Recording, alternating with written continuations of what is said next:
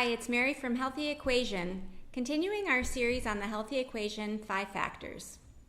The other day I shared a video explaining the factor self and connectivity, and essentially that this factor revolves around relationships.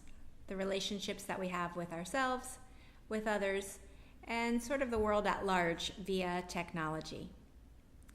Well, today I'm going to dive into one specific way that many of us unintentionally frequently damage the relationship that we have with ourselves.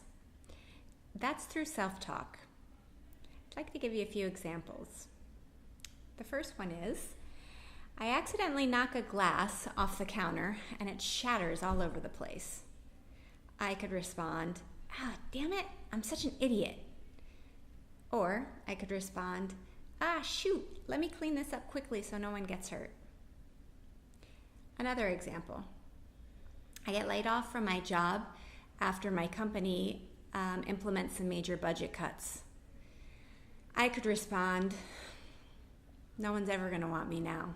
I'm never going to find a job as good as that one. Or I could respond, this is a major setback for my family in terms of income. I have to assume, though, that this is an opportunity for me to find something new and even better. The last example is one that probably more of us engage in than we would actually like to admit. I'm standing in front of the mirror checking myself out after getting ready to go out for the night with some friends. I look at myself and I respond, I'm so fat. Or I could look at myself and respond, well, I'm not feeling my prettiest this evening, but I look okay. Notice that in one response, I'm actually insulting myself.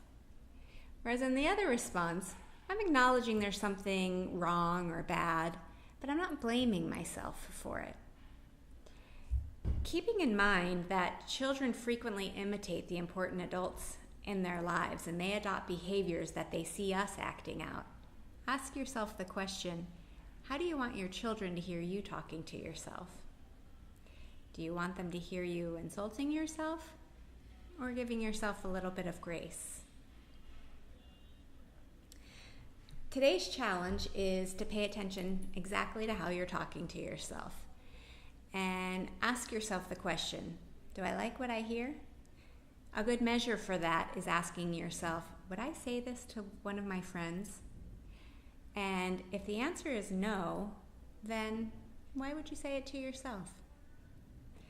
Sometimes a little change of perspective can go a really long way. Good luck.